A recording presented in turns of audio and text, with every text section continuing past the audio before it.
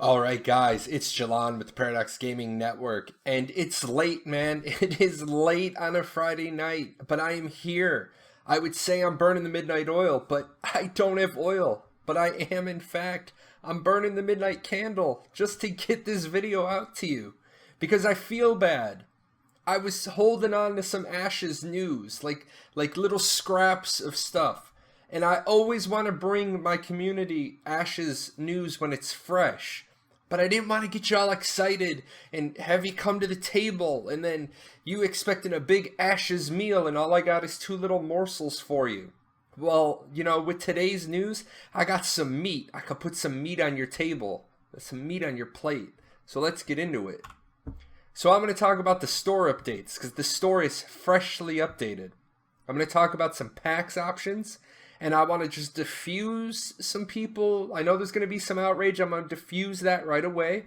And then I'm going to talk about some new cosmetics. And then I'm going to share some insights into the recent letter from the developer. Because I'm your representative. I'm the guy you trust to, monitor all these companies. Because I have the free time to do it. And I found something in that letter from the developer that I want to dig into. And then what you don't see on the screen, because I don't want people to know who don't hang out for the whole show, there's some lore at the end. There's dessert. A little bit of dessert. So those PAX packages. First and foremost, I can already tell you there's going to be people who go to the store. They're going to see the $625 VIP option and they are going to explode. They're going to be like corporate greed and Steven and all this and Intrepid. Guys, stop. Slow down. This package is for the kind of people that can just lay $1,000 down, and say, I want to help support you. It's VIP access to PAX with Intrepid, hanging out at the booth, spending time with the devs after the show, and free merchandise. If I had this level of disposable income, I would do this for one reason only. I'd just love to be standing there and, be at the booth and be like, yeah, hey, I'm Jahlon. And then later on, people will be like, oh my God, it was Jahlon at the Intrepid booth. That's the reason I'd want to do it. So if I had this level of disposable income, hell yeah, I'd do it. But this is the really, really good deal for PAX.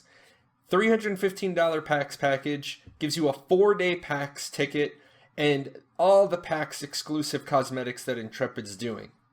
Now, this is a pretty good way to get into PAX right now because even if you had bought your PAX tickets the day they went on sale, it would have cost you $212 to buy those tickets.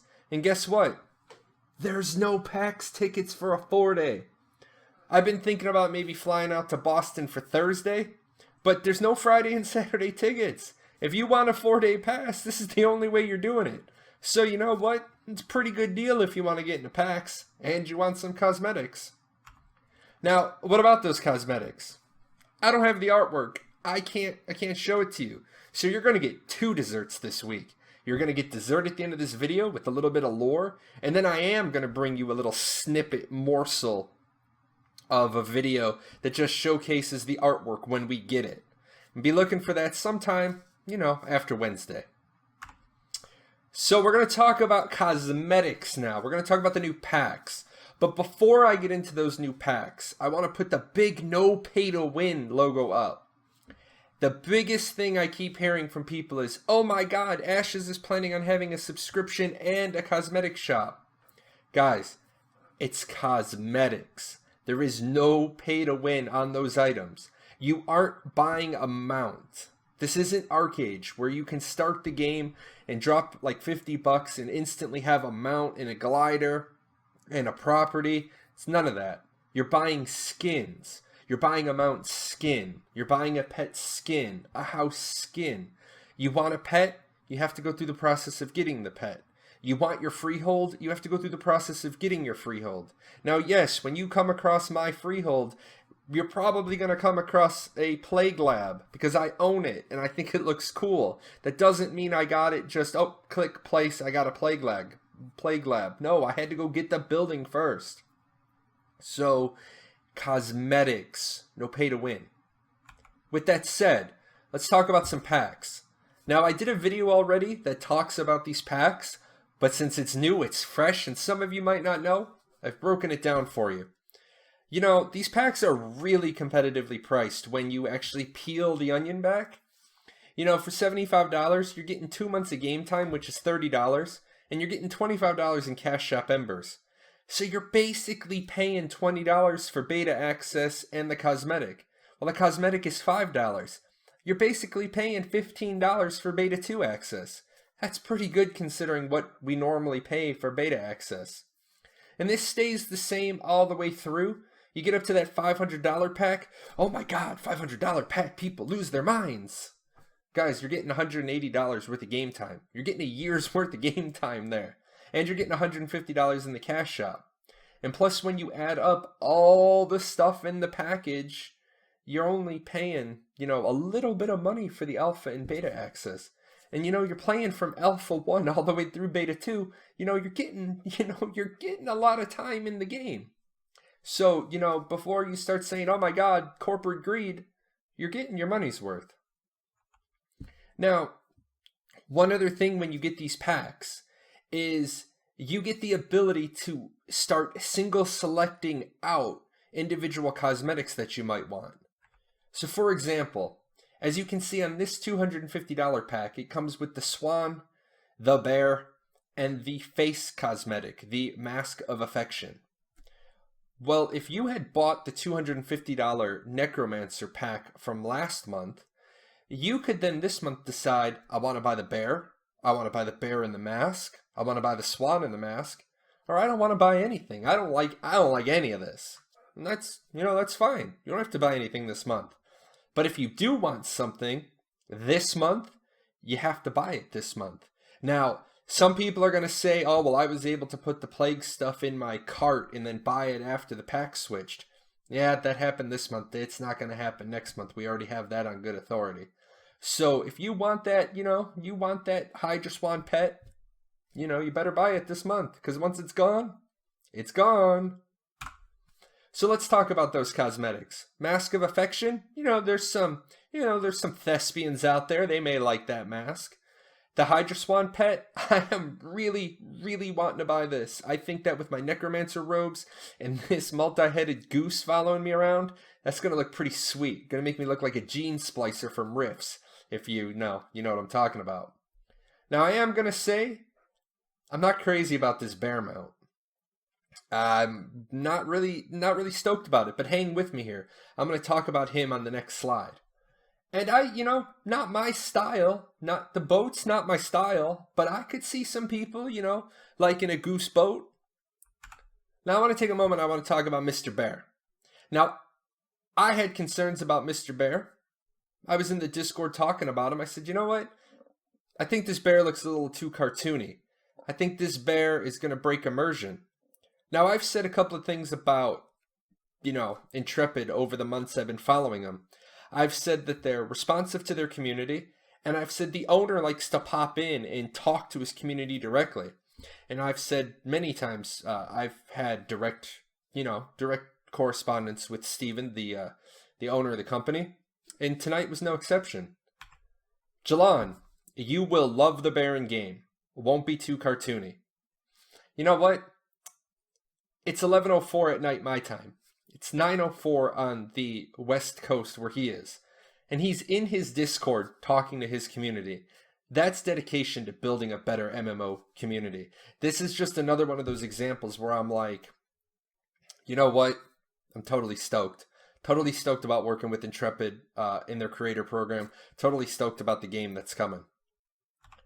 Finish off these cosmetics. I really do like the Confectioner's Delight. I just want to have it in my stable of potential buildings, Halloween, maybe some festivals, some people said, oh, we're on our way to a dungeon. Oh, a candy shop, maybe. Now I want to talk about this last one. I want to talk about the wedding attire. Now I know I can already predict. I've got my crystal ball. People are going to be like, oh my God, if I'm going to have wedding gear, I got to buy it now or it's going to be gone forever. Stop. This wedding garb will be gone forever. We already know there's going to be cosmetics attainable in game. We already know there's going to be cosmetics coming on down the line. Maybe there'll be more formal wedding garb. Maybe there will be different wedding garb. All we know is that this wedding garb will be gone. So don't think you got to buy wedding stuff today if you want to have it. If you don't want to, don't. If you really like the look of that particular, dress, you want to have your crow thing going on, you might want to buy it this month. Now, with the cosmetics aside, I'm going to take off my Ashes fan hat, and I'm going to put on the Paradox Investigative Jahlon hat. Because this week, one of those little morsels, one of those little scraps I was keeping close to the chest, it was the developer's letter. And in it, I saw something that, really made me, the hairs on the back of my neck stand up a little bit, because I believe in truth above all else. And here is the development update. Now, I am going to point out that there are two cuts here and here. That's not any text removed. That is blogs and videos and links. And I'm going to put all that stuff in the description below. You're going to actually see where it says between 1 and 2, between 2 and 3, between 3 and 4. I'm going to put all that stuff. You may not have seen this letter. But I am going to tell you there was one thing I saw that I was like, oh, really? And it's right here. This is the fastest that any project has ever gone into public testing. Fastest? Ever? Now, I don't have time to go back through and look at every single game that's ever gone into development. And you know what? I don't think anybody reasonable would take that to mean exactly that. But you know what? In my spare time, I may start digging into other games just because I like to, I like truth. But what I did have time to do is I looked at Ash's 4 biggest contemporary games. Games that are roughly the same size and scope and idea. And, I did some research. Now you've got Chronicles, and their Kickstarter closed in June of 2016, and there's still no playable version. So that one's pretty easy. You got Crowfall. Its Kickstarter closed on March 26th, and they had a first playable on December 6th. So that's 8.5 months. Well, 6 months beats 8.5 months, so we're 2 for 2. Next, we got Camelot Unchained, and that game was just a total mess. That game is going into beta this year. It's 5 years later. Okay, that's 22 months before first playable. And then you have Star Citizen. Their Kickstarter closed in November of 2012, and they had a first playable on August 29th of 2013. So it's roughly 9.7 months between ending the Kickstarter and a first playable. Now, I put a caveat on this because what they released wasn't really a playable version of Star Citizen. It was a hangar module that let people see their purchased ships like in-game. But it's playable, it's in the hands of the people, so I'm going to go ahead and give them the credit for it, even though, I want the caveat on there. So, really as a, impartial person that I am, because you guys watch my program, you read my blogs, you hang out on my Twitch. I have to be impartial, even though I love the game. I love what I'm seeing. I have to, I have to get into things. If Steven may be the greatest guy in the world, but if he says something that's wrong, I'm gonna have to, expose it. But this time around, something controversial, fastest ever.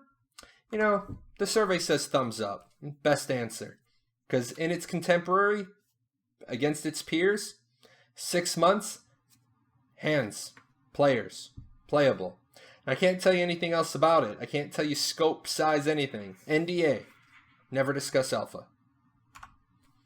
So now the first dessert. This is first dessert this week. This is the precious. This is the lore. This is Dilla's Diary, the story of the Dunheim Dungeon. Now, my last video went into this, how we got a little bit of lore. Steven gave us a little bit. Now, this is some in-character lore. So what we have here. I was a child when they first appeared in the night sky. At first, there were 3 distant lights. Not quite the brightest in the sky, but they were bright enough. My mother told me that they were a sign from the gods. And that's all you get. You want the rest? Go over to Ashes. Go register. Read the rest of the blog there. I am going to show you the artwork, though. I love the artwork. I love the artwork in this game. Absolutely love it. I'm going to tell you right here, this is what caught my eye in this particular piece. I love artwork with people. Like, this is just, I love the details here. I want to know what this thing is. Like, are these windows? Are these cubbies? I want to know who these people are. Like, I actually feel like an archaeologist, and I want to get into this. Like, I want in here. I want to be in there. Let me in. Steven, send us more lore. But, Nodes 3 first. And that's it, guys. Like I always close up my Ashes shows with, I like to keep track of the money. I like to keep track of the referrals, because it's not just my money, it's our money. All of the money I make will stay in the Paradox umbrella. It will stay in the Ashes section. I will be raffling off stuff, giving stuff away. Now, I know what you're going to say. You're like, but everything from the cash shop's bound. Don't worry. Already got a way around that. I will say I'm disappointed in myself.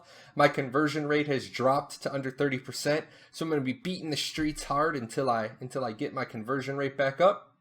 If this is your first exposure to Ashes of Creation, I'm going to ask that you highly consider using my referral link to sign up. Basically, it costs you nothing, but 15% of the money you spend comes back to me in Intrepid bucks.